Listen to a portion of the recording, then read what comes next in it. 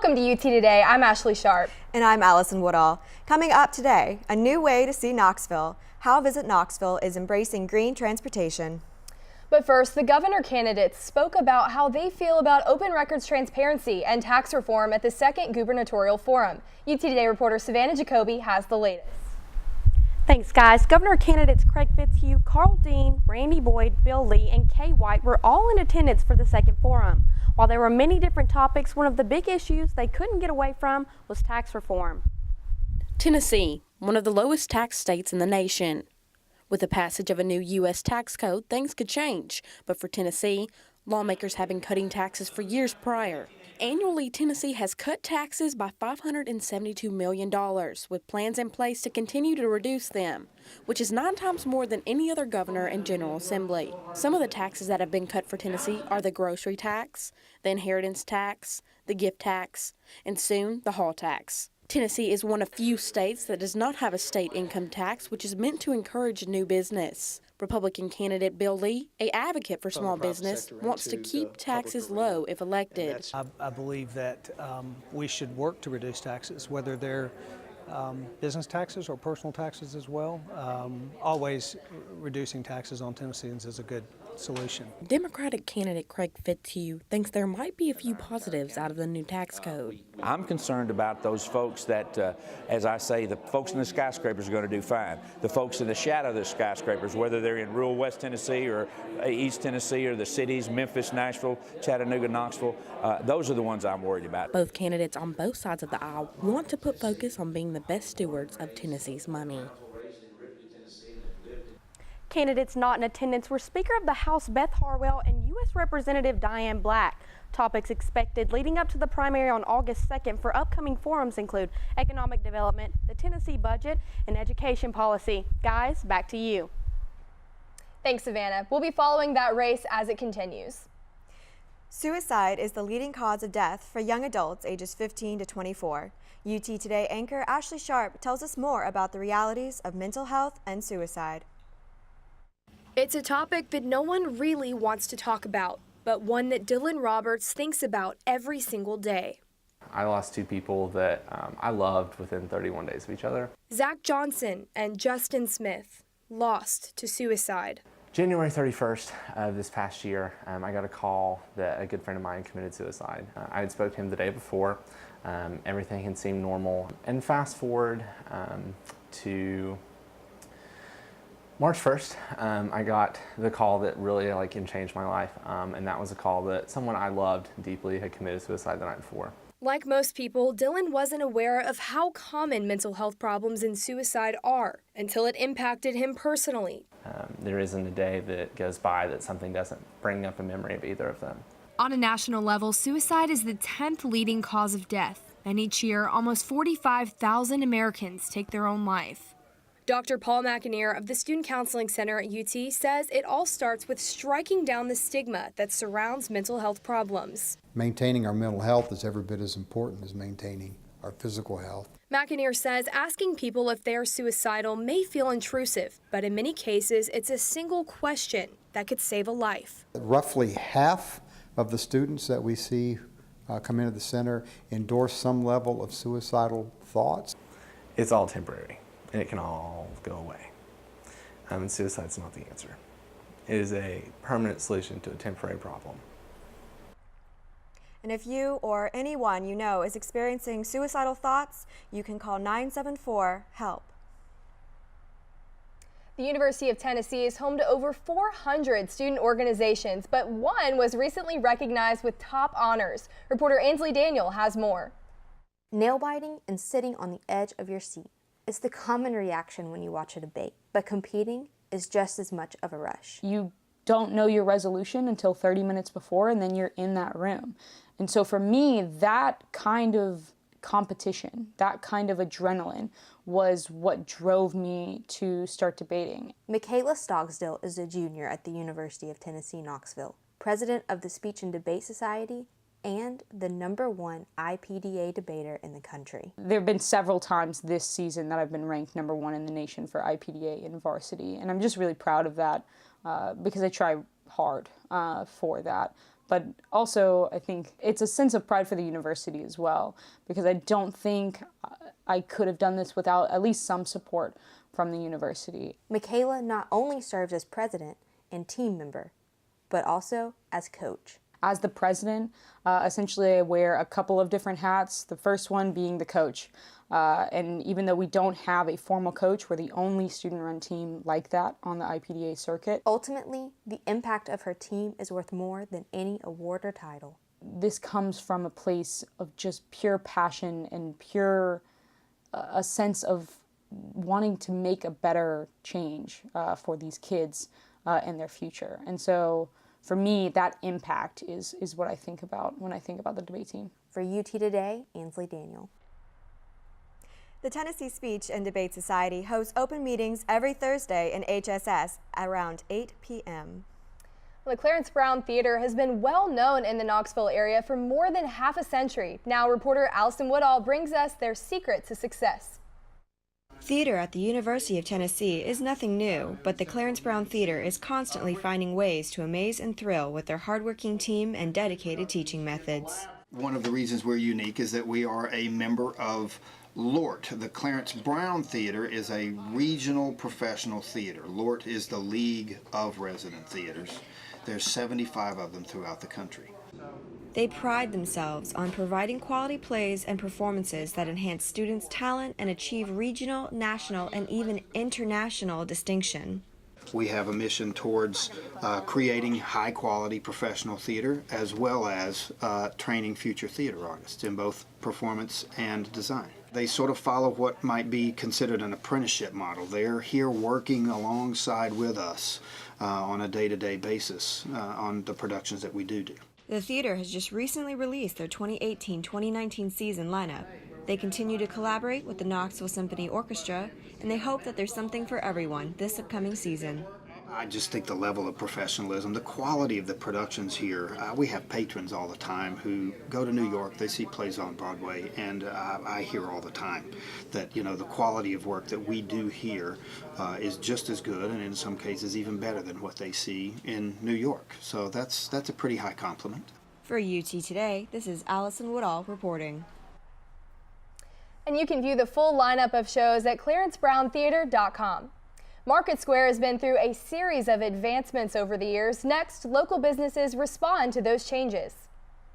And coming up in sports, a retired Olympic athlete right here in East Tennessee, how she's making a splash.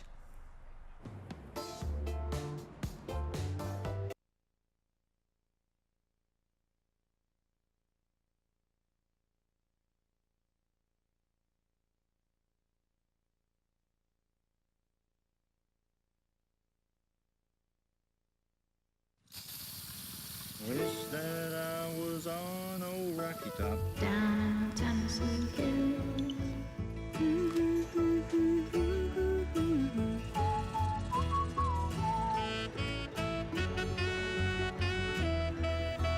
Home sweet home to me.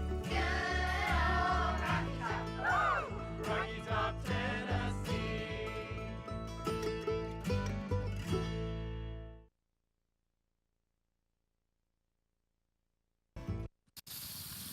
Wish that I was on old Rocky Top. Down Tennessee Hills.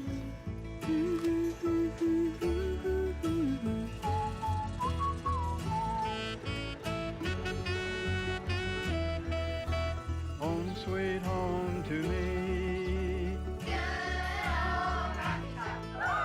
Rocky Top, Tennessee.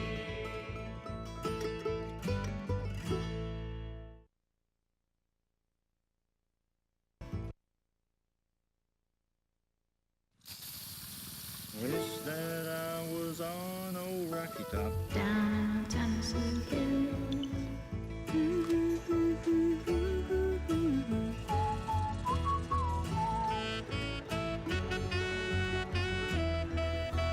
Home sweet home to me. Rocky Top, Tennessee.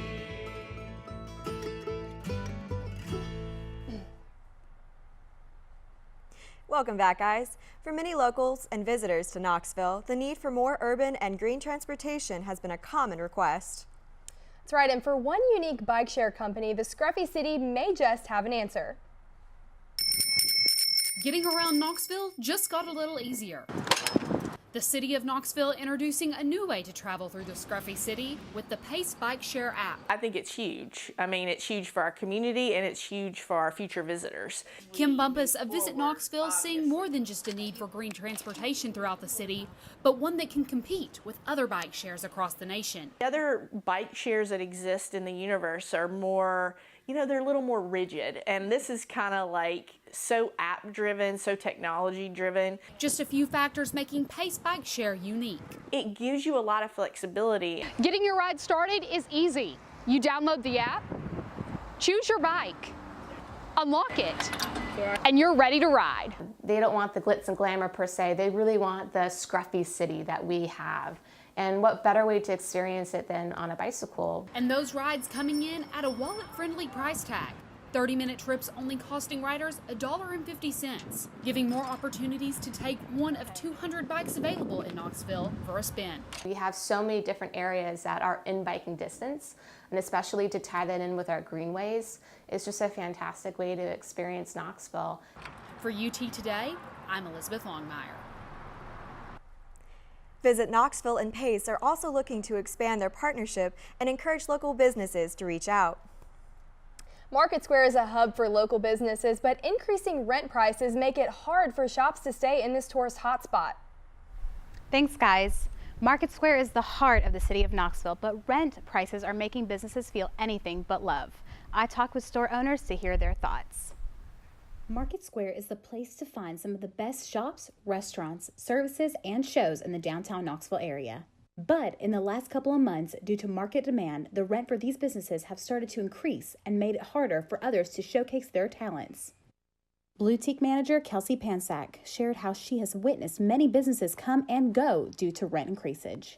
So over the last couple of years that I've been here, I've been seeing it all firsthand, I feel like, so that a lot of businesses will come in and make it at least a year before they're shutting their doors, and then we're bringing in another new restaurant, and it just seems like the turnover is too fast for how busy a Market Square usually is. The Knoxville Chamber's Michelle Hummel explains the rising costs and what this means to the downtown area. The rent in the Market Square area and also in downtown has increased. And a lot of it is, market demand. Now it's around $250, $260 and up per square foot. So we're definitely seeing an increase with that. Michelle says that there are ways to bring your business to Market Square even at a cheaper cost. I understand it's harder for new businesses to come onto the square, but also there's corridors in downtown that provide an opportunity for them to be in the downtown area, whether it be the 100 block of Gay Street, a lot of development in North Downtown. And so it provides the opportunity for them to get into the area at a lower rental rate versus Market Square. It's a wonderful time to be downtown, and it's just fun seeing the revitalization that has come over the last few years. For UT Today, I'm Tala Shatara reporting. Market Square is continuing to make improvements, and the cost of rent will continue to reflect this. Back to you at the desk. Thanks, Tala. With the warm weather we've been seeing recently, East Tennesseans are ready to get outside and see the city. For all of you who are wanting to take advantage of the sunshine, UT Today reporter Olana Osborne takes us to the best places in and around Knoxville to see on a beautiful day. Springtime in Knoxville holds so many opportunities to get out and explore. If you're looking for new places to photograph or to step up your Instagram game, we've recruited professional photographer Paul Hassel to take us to some of East Tennessee's hidden gems. Photography enables us to see things other people would just not notice. Hassel owns Light Finds Photography. His business has taken him all over the world. People always want me to say that my favorite location on earth is Patagonia or this deep, wild place in Alaska. But his heart has stayed in East Tennessee. But the truth is, my favorite place in the world is the Great Smoky Mountains. And don't worry, you don't need the fancy lenses to take the perfect picture. An iPhone is already a $600 or $700 camera. Let's remember that. If you're like me and you love taking pictures of nature, especially a place as pretty as Meads Quarry, Hassel suggests that you challenge yourself by coming to places like this where you can capture the urban beauty of Knoxville. Graffiti Alley is located between Market Square and Gay Street and is a free space for artists to show off their skill. Just down the road on Broadway is a new mural that highlights Knoxville's most famous scenery. The whole south waterfront of Knoxville is just amazing. Hassel also suggests a visit to House Mountain, where a short hike leads you to the tallest point in Knox County. Whether you're looking to sharpen your skills or want to capture the brighter side of a gloomy day, a closer look through any lens could lead you to these hidden gems. Reporting in Knoxville for UT Today, Olana Osborne. And the weather sure is looking nice the next couple of days, so be sure to get out there and enjoy it while you can. A program offered at East Tennessee Technology Center provides art classes and opportunities for people with various disabilities. Reporter Mariah Rock has more. Sarah Cole helps mentor all sorts of people now, but it was the problems she noticed in the past that helped her come up with a new solution. I worked in group homes, and I saw all these people sitting in front of TVs and just not getting out in the community, not being allowed to express themselves, and really just being like hidden. And so she created a class which allows others to show emotion using art. This is the sensory art class, and it is more process over product. The classes get to have fun with art, all while improving skills. We can incorporate social skills into any group activity, so we try to do that. Sarah went on to show me the different types of tools that are offered, giving everyone a chance to express themselves equally. We also have a lot of adaptive and assistive technology here. Purple. Something so simple such as different shaped pencil grips, even a piece of tape to keep the paper from moving, are a few things they offer to students. So today we'll be painting with Kool-Aid a little bit. So we'll mix up some Kool-Aid, and Kool-Aid's basically scented dye without sugar, and then it works just like a watercolor. And with this program Sarah Cole created, it now gives everyone a chance to express themselves through art. Self-expression is such a basic part of being human, and we all need the opportunity to do that, I think. Reporting for UT Today, Mariah Rock. And coming up in sports, we talk with a 1984 Olympic medalist. And we also learn more about what the recent NCAA violations mean for collegiate sports. You're watching UT Today. Stay with us.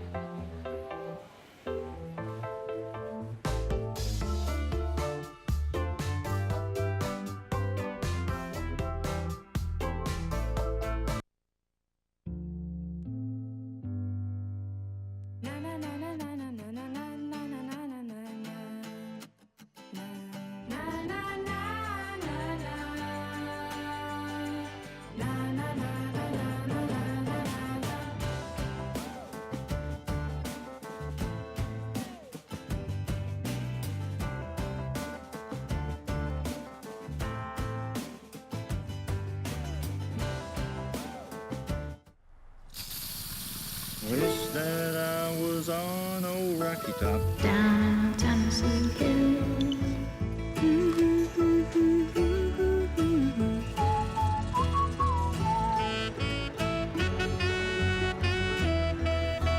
Home sweet home to me.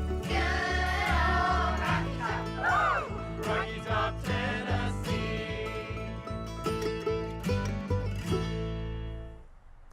Welcome back. NCAA violations are affecting universities everywhere. We give you the latest.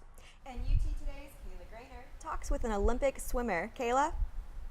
Thanks, guys. The U.S. recently had Olympians in South Korea, but we currently have one right here in Knoxville. I went to see how one former Olympian now spends her days.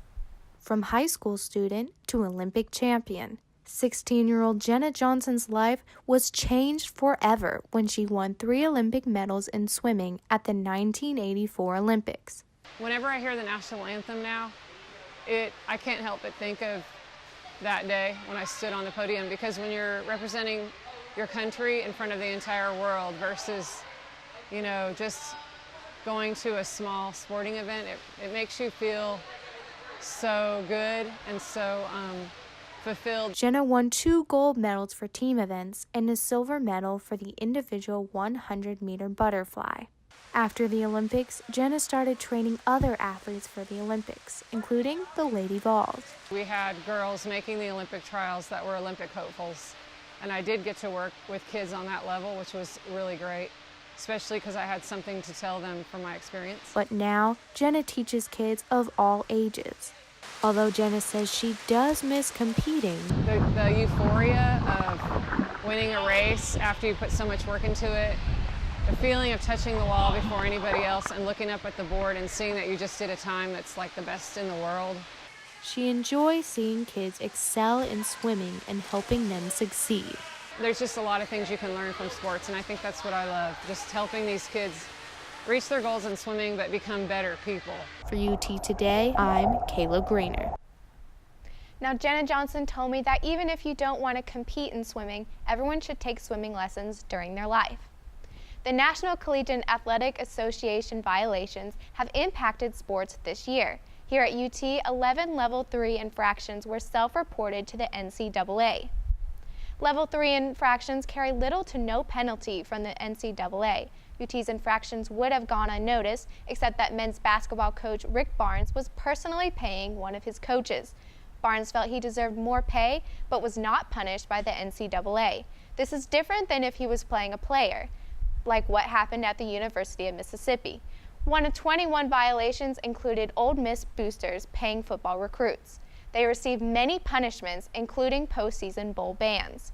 But University of Louisville's men's basketball program received much worse punishments.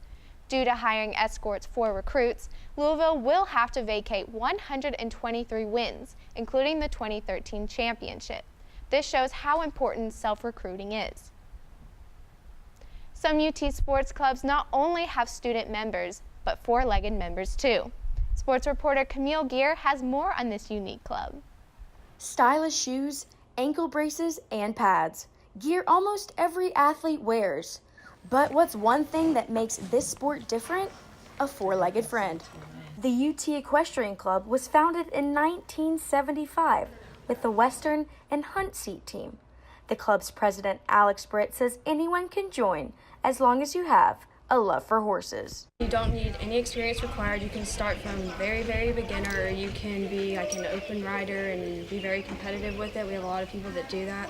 She has all the horses and equipment provided. You just have to come here with yourself, jeans, boots. She even has helmets that you can use. The club travels all over the state and places in almost every show they compete in. Careful preparation is key to impressing at every competition. The four-legged athletes get brushed, buffed, and properly saddled before every ride. Sophomore Amanda Geary enjoys all aspects of showing and couldn't pass up the chance to join. I haven't ridden in about a year and a half, much at all, and I grew up showing competitively in South Florida and then all on the East Coast. So I just really miss being around the horses and having those friends, like barn friends. There's nothing like it. For UT Today, I'm Camille Gear, reporting. Well, that's going to do it for sports. Back to you guys at the desk. Thanks, Kayla. When we come back, one Knoxville barber is opening up her salon to more than just paying clients. Stay with us. You're watching UT Today. Wish that I was on old Rocky Top. Down Tennessee Hills.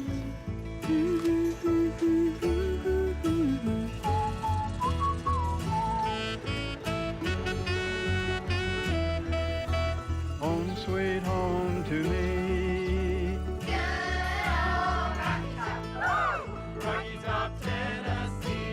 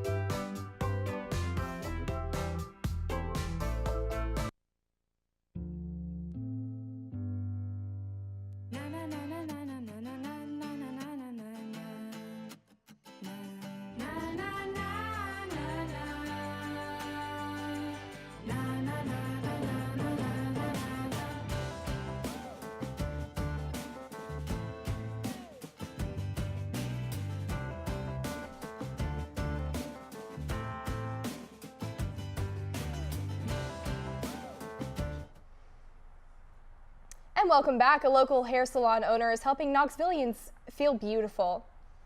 UT Today reporter Jake Albright is in studio with more. And we're having a little bit of a technical difficulty, so we do not have that story. But Care Cuts was actually opening their salon to homeless people and giving them makeovers and helping them with haircuts to make them feel a little bit better about themselves. So that's just something fantastic in our community. Isn't that amazing? Absolutely. And it's just such a unique opportunity to get to see, you know, the people of Knoxville coming together to reach out to the homeless and just, you know, just make the world a better place. Yeah, and Jake talked to the owners, and this is something that they do every month, and so that's just something fantastic about our community. But you know what? That's going to do it for us. For UT Today, I'm Ashley Sharp. And I'm Allison Woodall. Thanks for joining us.